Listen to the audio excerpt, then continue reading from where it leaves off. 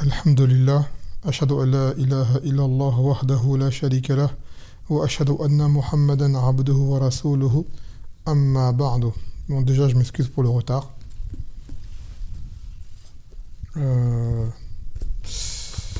Et dû au retard, on va aller un peu vite. En fait, la dernière fois, on avait pris pas mal de hadiths, on avait pris au moins 5. Et nous sommes toujours dans chapitre, 4e chapitre du kitab, Hirs al-Islam ala salamat al-Muslim. Le soin qu'apporte l'islam pour prévenir le musulman des dangers qu'il encourt et des choses qui peuvent lui nuire, lui porter préjudice dans sa personne et autres. Et des fois, c'est les choses auxquelles on ne pense pas et qu'on ne peut connaître que par le biais de la religion et de la révélation. الآن يقول في الحديث الثالث والسبعين والثالث عشر من هذا الباب. Donc 73e hadith qui est le 13e de ce chapitre.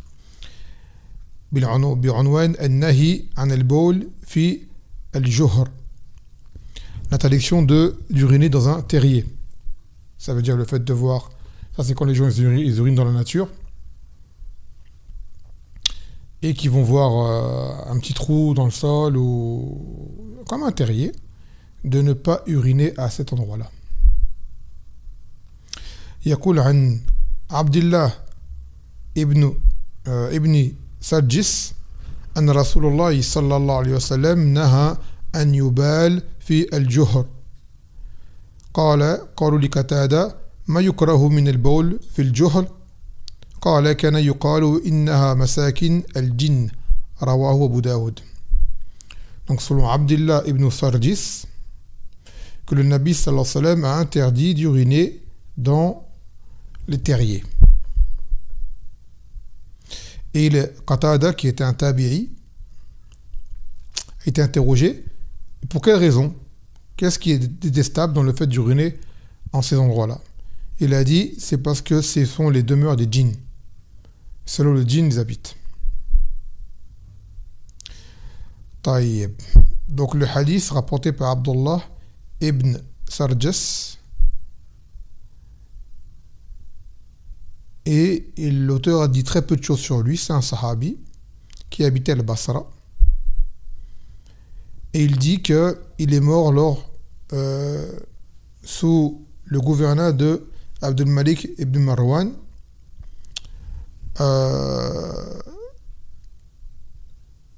à l'an 80 et un peu plus de la Hijra. Takriban. C'est tout ce que l'auteur dit de lui à peu près. Donc un juhr, c'est traduit par un terrier, non, en français. D'accord, un terrier. Après, souvent, terrier, on s'imagine forcément un truc un peu gros.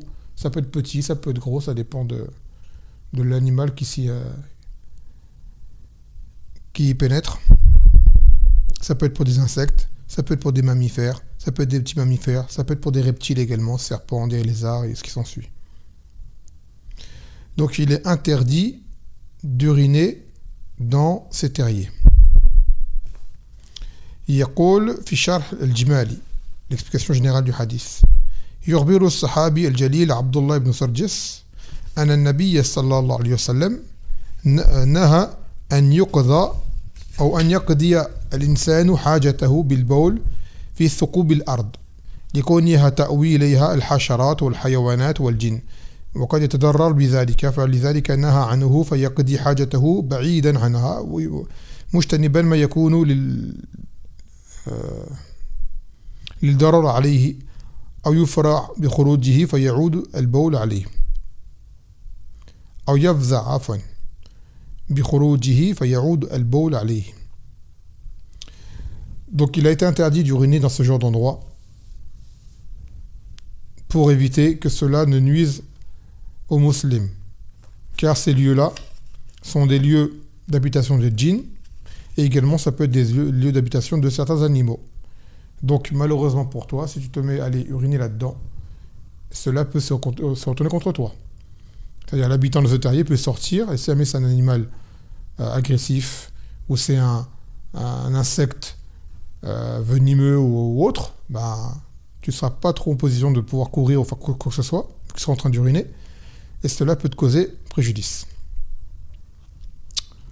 Également, il y a un hadith qui est venu, qui dit qu'on n'urine pas dans une partie qui est dure du sol. Si jamais tu veux uriner dehors, il faut que tu prennes une partie qui soit un peu molle. Parce que la partie dure, cela va amener à ce que l'urine t'éclabousse. Donc tu seras entaché de souillure, de najasa, d'impureté. يقول فوائد الحديث النهي عن البول في الجحر سواء كان ثقبا نازلا في الأرض أو مستطيلا تحتها. Donc il n'est pas permis d'uriner dans un terrier, dans un trou qui est dans le sol, quelle que soit sa forme ou autre. Et cela pour différentes raisons qu'on a citées auparavant, entre autres que c'est l'abri des djinns, ou également qu'il peut en surgir un animal quelconque, un animal qui puisse être venimeux, qui puisse être dangereux, et autres.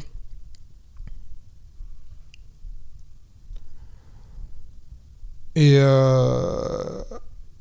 aussi que cela peut être une cause, bon là il l'a cité mais je ne sais pas pourquoi, d'éclaboussure. Alors que l'éclaboussure normalement c'est sur un lieu qui est un sol qui est dur. Donc entre autres ne pas faire cela. Et aussi mbab al-fa'ida en ce qui concerne les djinns et autres. Et j'ai lu une fatwa de Cheikh Ben Baz, je pense que beaucoup l'ont lu également, elle est connue. Je ne sais pas s'il se base sur un hadith, je ne me rappelle plus.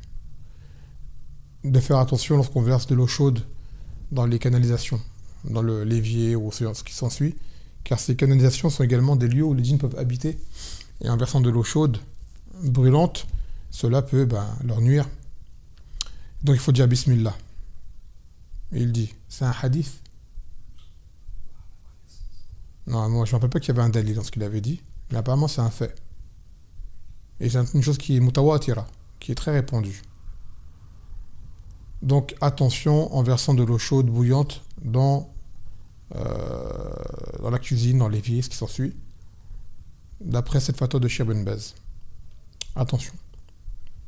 Et dire Bismillah avant de le faire. Après, connaissant Cheikh Ben Baz, je pense que cette parole-là, il la base sur un fait ou un dalil, mais je ne me rappelle plus. طيب ثم نأخذ الحديث الذي بعده وهو الرابع والسبعون يعني الرابع والسبعون من هذا الكتاب والرابع عشر من هذا الفصل. Donc après c'est le 74e hadith qui est le 14e de ce chapitre. كف الصبيان عند دخول الليل وإغلاق الأبواب. Pour titre de retenir les enfants, empêcher les enfants de sortir à la tombée de la nuit et de fermer les portes. Donc là, c'est surtout un enseignement par rapport aux enfants.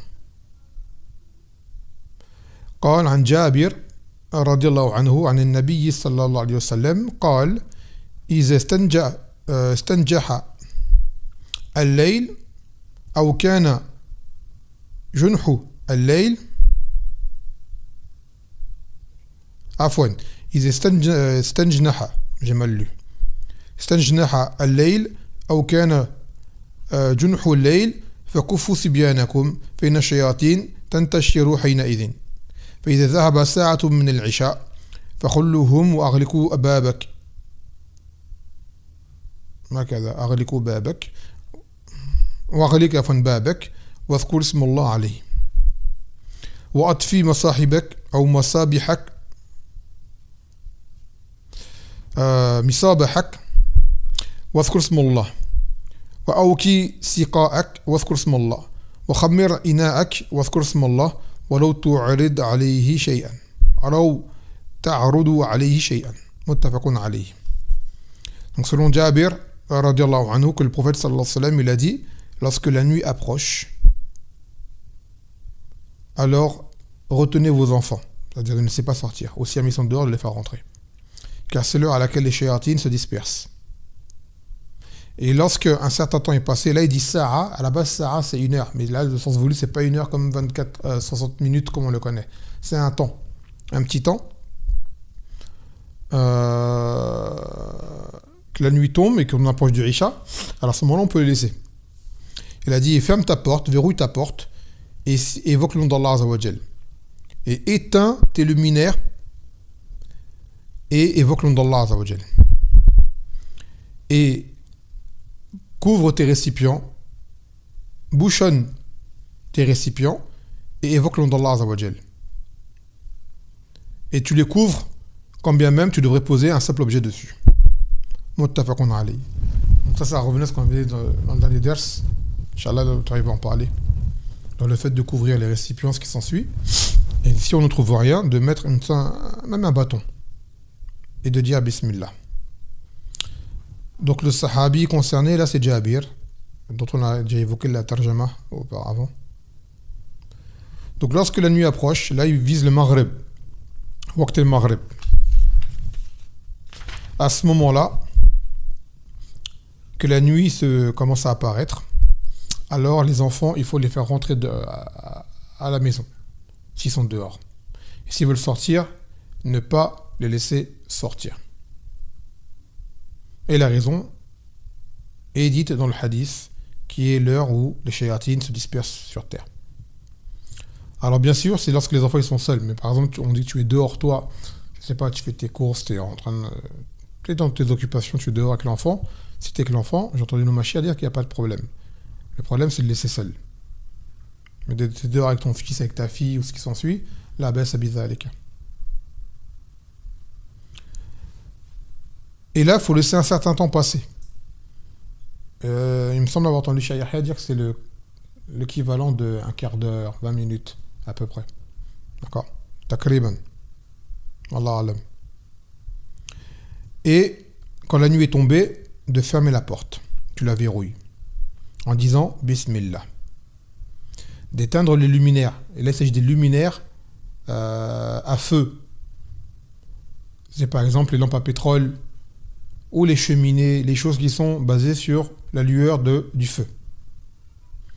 Et cite le nom d'Allah en le faisant. Comme dans le hadith qu'on a appris dans le dernier ders, couvre les récipients et ferme les bouteilles. Tu les bouchonnes. Et tu nommes le nom d'Allah Azza wa Jal dessus. Et il a dit Walaw ta'rudu alayhi shay'an. Et que si jamais tu ne trouves rien, par exemple tu as une casserole et tu n'as pas de couvercle, tu ne le trouves pas, eh bien pose quelque chose dessus. Ne serait-ce que un bâton. C'est-à-dire, bon, bâton, on n'a pas de bâton. Tu mets une palette, tu mets un objet que tu as qui arrive à se poser sur les deux flancs de la casserole, par exemple. Mais en général, on a des couvercles. Mais au cas où tu ne trouves pas un couvercle ou ce qui s'ensuit, pose quelque chose dessus. C'est le fait de prendre un sabab. Quelqu'un va dire, mais ça ne suffit pas. On va dire, le prophète l'a dit, donc fais-le. Et tazkur al-sabab, la cause pour laquelle on recouvre cela la nuit.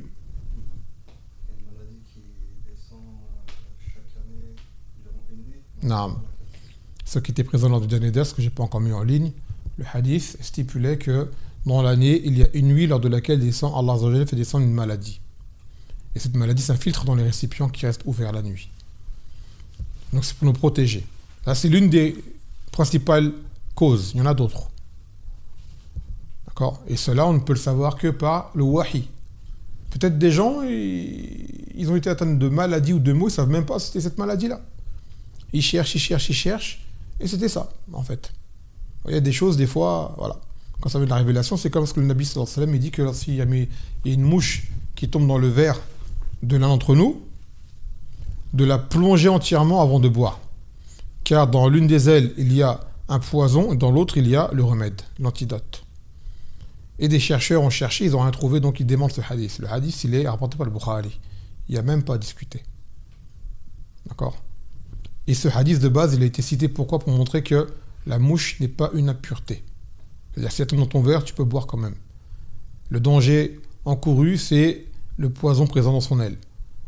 Et même si toi, tu ne trouves pas le poison dans son aile et que tu peux ramener les plus grands scientifiques qui n'ont pas trouvé, le prophète sallallahu alayhi wa sallam, il l'a dit, donc on n'a même pas à discuter. Et donc, il y a des fois, il y a des mots comme ça, on ne connaît pas, c'est l'islam qui nous en informe. Une mouche, elle tombe, T'es pas obligé de boire, hein, c'est très pune et tout, une bouche berque, je veux pas boire, on peut comprendre. Mais on dit que tu veux boire. T'as soif, t'as que ça comme eau par exemple. Ne jette pas le verre d'eau à cause de la mouche. Et ne bois pas directement. Plonge la mouche à l'intérieur. De l'eau ou n'importe quelle boisson. Plonge la mouche à l'intérieur. Sors la mouche et bois ce que t'as à boire. Ah ça. طيب.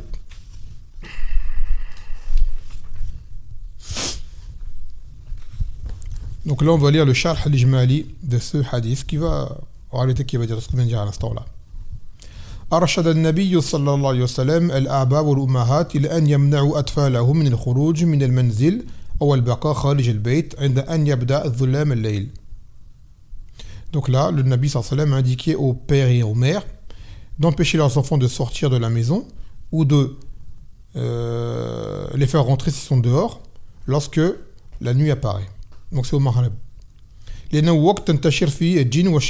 c'est l'heure dans laquelle se dispersent les djinns et les shayatines. Les shayatines, ça peut être des hommes comme des djinns. Les gens mauvais, c'est à ce moment-là que les gens qui veulent du mal se répandent sur terre. وقد تصيب لكثرتها الصبيان لبعدهم وغفلتهم عن الذكر. Il se peut que l'enfant soit atteint de leur mal, car ils sont très nombreux, et du fait que l'enfant est très inattentif. Par exemple, l'enfant ne fait pas les askar. D'ailleurs, beaucoup d'adultes ne les font pas. Il faut dire la vérité. Mais l'adulte, il a plus de force que l'enfant. Donc pareil, c'est des causes. Souvent les enfants se disent, les parents disent pourquoi est-ce que mon enfant il a ça. Peut-être parce que tu laisses dehors, à une heure il ne faut pas, et il se fait attraper. Il est touché du mal des shéatines ou quoi, et après il a un mal occulte ou autre. Ou d'autres mots encore peut-être qui ne sont pas occultes. Donc l'islam est venu pour nous enseigner comment les protéger, une cause de protection. Et bien sûr, les enfants, ils ne font pas les askar, c'est connu. Il faut tout le temps être derrière eux pour leur dire fais le zikr. Et il ne les fait pas sinon. D'accord? L'enfant, il pense qu'à jouer, c'est normal, c'est un enfant. Donc il faut être derrière. Et à ce moment-là, et même si on dit que ton enfant, masha'Allah, et t'es mouafak, t'es un enfant qui est zaki, qui est intelligent, il sait, il fait le zikr, fais-le rentrer quand même. Parce que le mal des shéatines, c'est pas que dans les mal occultes, ça peut être autre chose. Fais-le rentrer quand même. قال وأذن بخروجهم بعد تلك الساعة إذا كان يأمن عليهم أيضا من الشياطين من شياطين الإنس ويكون معهم.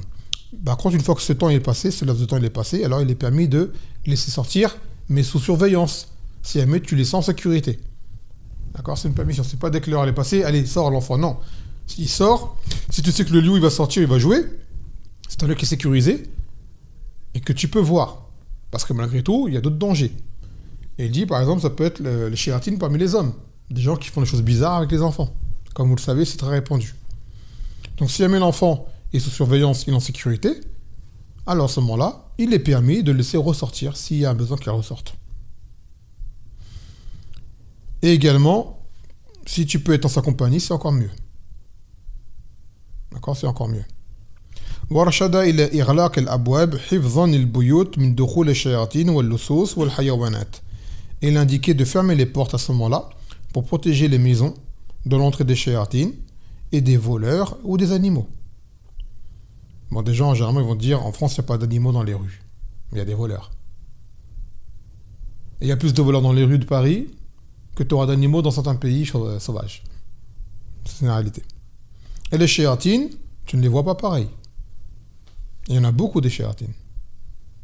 Surtout dans le pays de Koufr, les pays où il n'y a pas l'azan, il n'y a pas de rappel, c'est leur terrain de jeu. كما رشد إلى تغطية أواني الطعام والشراب صيانة لها من أوبئة plutôt والحشرات وأن الإنسان يطفئ السرج والمصابيح وكل ما فيه نار أو نحوه.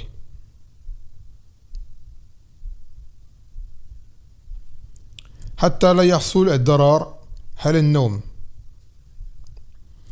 Donc également, il a indiqué de, comme on l'avait dit la dernière fois, de recouvrir les récipients, ce qui contient des liquides, pour protéger justement le contenu des maladies. Quelles maladies? Celles qui descendent, on l'a expliqué, une nuit par an, ou d'autres, peut-être d'autres bactéries, d'autres faits. pour les protéger des insectes, car il y a des insectes qui peuvent rentrer et s'insérer dans ces contenus, et également d'éteindre les luminaires qui sont à base de feu. Pourquoi? Ça, c'est quand tu vas dormir, pour ne pas que ça soit une cause d'incendie dans ta maison. وحث على أن تقترن هذه الأفعال بقول بسم الله تبركا واستعانة. Il a incité à ce que la personne, en faisant cela, dise Bismillah pour obtenir la baraka et rechercher de l'aide auprès d'Allah Azza wa Jal.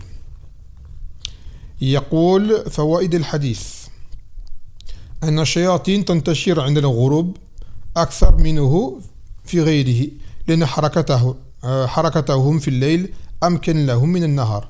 Donc les shayatines se dispersent à quel moment? Sortent le plus au moment du coucher du soleil, car c'est le moment où ils peuvent mieux agir que dans la journée.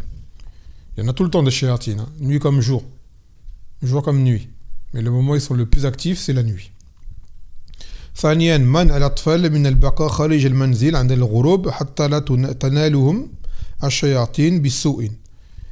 Et qu'il faut empêcher les enfants de sortir ou les faire rentrer à cette heure-là afin qu'ils ne soient pas atteints du mal des shayatines. ثالثا أن الشياطين تتسلط على الصبيان أكثر لقلة تحصنهم بالذكر. Et que les shayatines ont plus d'emprise sur les enfants du fait ils sont moins protégés par le rappel, car les enfants ne font pas leur askar.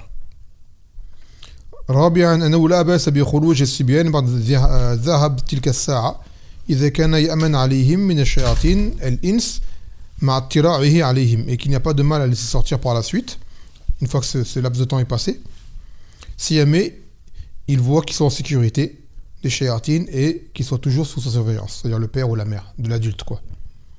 خامسا استحباب إغلاق الأبواب أو أبواب البيوت احتياطا من اللصوص والفساق والمؤذيات وكل خطر يتوقع لأن ذلك يؤذي إلى اطمئنان النفس وارتياحها في نومها. Et qu'il est recommandé de fermer les maisons pour se protéger des voleurs, des pervers et autres, et tout ce qui puisse nuire, tout danger que l'on craint. Et cela également apaise les cœurs lors du sommeil. Bien sûr, quelqu'un qui a sa maison qui ferme à double tour le soir dort mieux que celui qui a sa maison qui est accessible, évidemment. سادسا الأمر بإطفاء المصابيح عند النوم حتى لا يتسبب في إحراق البيت. Et qu'il faut éteindre les luminaires à base de feu avant de dormir afin d'éviter tout incendie dans la maison. سابعا استحباب تغطية أوعية الطعام والشراب وسد الخزانات المياه ثونا لها عن الحشرات والأوساخ وكل ما يؤذي ويستكثر.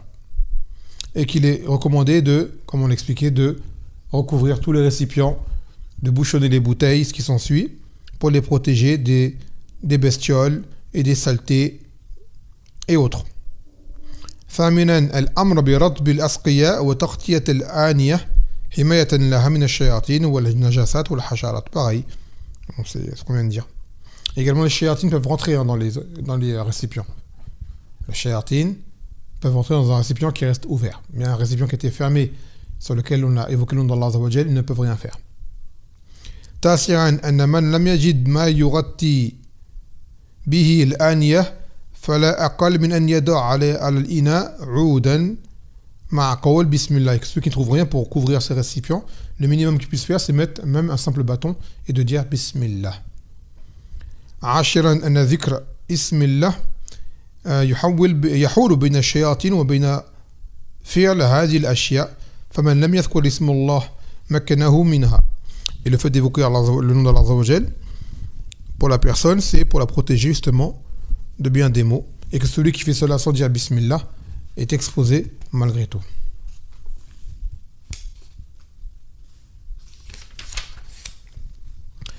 طيب نكمل بهذا الحديث الثالث qui est le 75e du kitab et 15e du chapitre. تطهير الفم بالسواك, se purifier la bouche avec le siwak.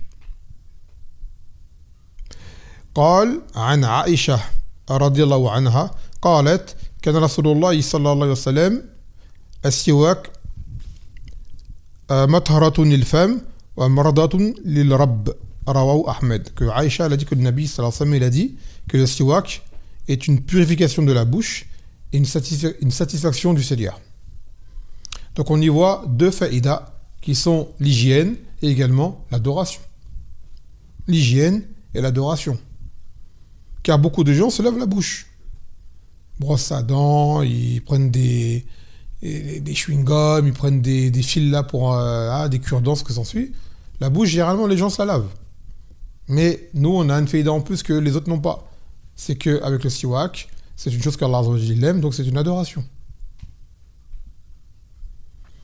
Donc c'est un acte qui malheureusement est très négligé et qui pourtant est léger et facile à faire et qui apporte beaucoup de récompenses. Après, les ulama, ils ont divergé par rapport au siwak. Il n'y a pas longtemps, Cheikh Yahya est interrogé, est-ce que la brosse à dents fait office de siwak? Il a dit la brosse à dents, c'est un siwak. Ça rentre dedans. Mais est-ce que cet avis-là, il est... Parce que, par exemple, quand tu prends le siwak avant la salade, ça s'appelle une brosse à dents. C'est ça le siwak. Et il y a des ulama, ils disent que le siwak, c'est le fait de même tu as un chiffon ou un bout de ton vêtement, tu te frottes les dents avec. Ça s'appelle siwak. Donc tout ce qui amène à purifier la bouche, ça, on voit que ça rentre dans le hukm du siwak. Et d'autres disent non. C'est le arak, arak, c'est le bâton là qu'on utilise pour le siwak en lui-même. Wallahu ta'ala alam. Après, on a kul inamal a'mal binniyat. D'accord, les actes ne valent que par l'intention, donc quelqu'un peut avoir autre chose qu'un siwak, l'utiliser pour se purifier la bouche et pour obtenir l'agrément d'Allah Azza wa Jal. Mais je penche plus moi pour le siwak du bâton parce que après ce que l'auteur va citer comme fawaïd, on ne trouve pas dans notre dentifrice avec dans la brosse à dents. Et puis généralement tu te balades pas avec une brosse à dents sur toi. Ça c'est voilà quoi. Wallahu ta'ala alam.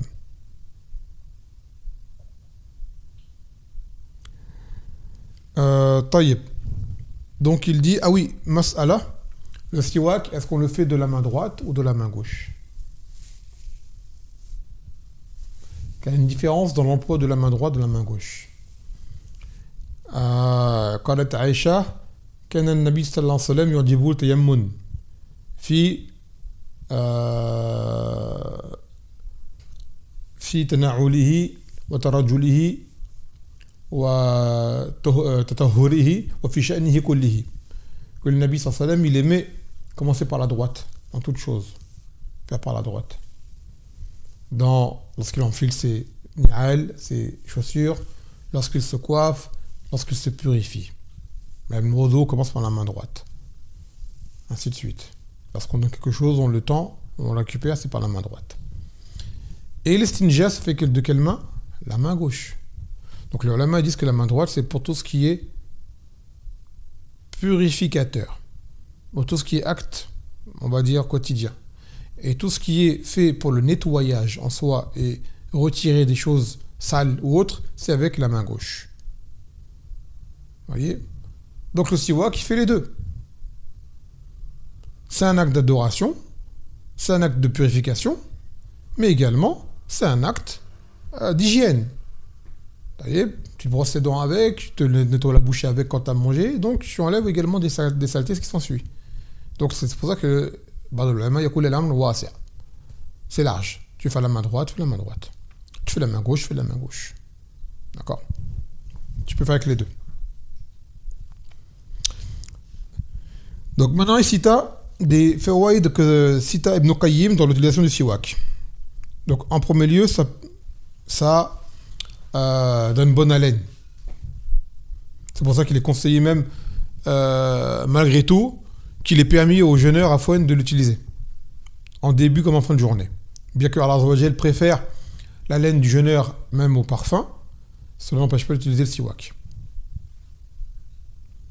Et d'ailleurs, le Nabi sallallahu alayhi wa sallam, il avait tout un siwak avec lui. Même dès qu'il se réveillait, il avait un siwak pour se frotter la bouche, car au réveil, on sait que la laine qu'on a, elle n'est pas très fraîche, ainsi de suite. Avant d'entrer chez lui, il se frottait avec le siwak, parce qu'il embrassait ses épouses quand il rentrait. D'accord? Donc, c'est pour une bonne haleine. Également, il dit que cela renforce les gencives. Cela empêche Yaqta' al-balgham. Ça empêche d'avoir des glaires. Wa yajlu al-basar. Que ça renforce la vue. Ça éclaircit la vue. Wa yadhabu bil-hafar. Ça, je ne sais pas ce que ça veut dire. Yusih al-ma'ida. Que cela également assouplit les intestins. Yusaffi al-sawt. Apparemment, ça éclaircit la voix. Wa yu'inu wala hadm al-ta'am. Ça aide à digérer. Wa yusahiru majari al-kalam. Donc là, je pense qu'il parle que cela assouplit les cordes vocales. Je ne sais pas. Majari al-kalam, majari c'est... Le kalam c'est la parole. Et je pense qu'il parle des cordes vocales. Allahu alam. Yunashitu lil-qira'a. Et cela te dynamise pour lire le Coran. C'était connu qu'avant de lire le Coran également, tu fais du siwak. Wal dhikr wa salat. Ça veut dire avant le dhikr, avant la salat. Wa yatrudu an-nawm. Cela t'empêche dissipe le sommeil. Quand tu es somnolent, ainsi de suite, le siwak ça réveille. Wa yurdi ar-rabb. Et ça apporte l'agrément du Rahman. Wa yudibu al-malaika. Et que cela plaît aux anges. Car l'ange se rapproche de toi quand tu lis le Coran et ils aiment les bonnes odeurs. Jusqu'à ce qu'il pose sa bouche sur la tienne pendant que tu lis le Coran. Wa yukthuru al-hasanat. Et que cela te donne des hasanat. Ça, c'est un kalam d'Ibn Qayyim. Donc, on va dire, est-ce qu'on peut comparer cela avec la brosse à dents? Mais non. C'est pour cela qu'en réalité, le bâton de siwak paraît comme étant plus que c'est ce bâton de siwak que l'on connaît, de ce bâton du harak qui est qu'on appelle vraiment le siwak.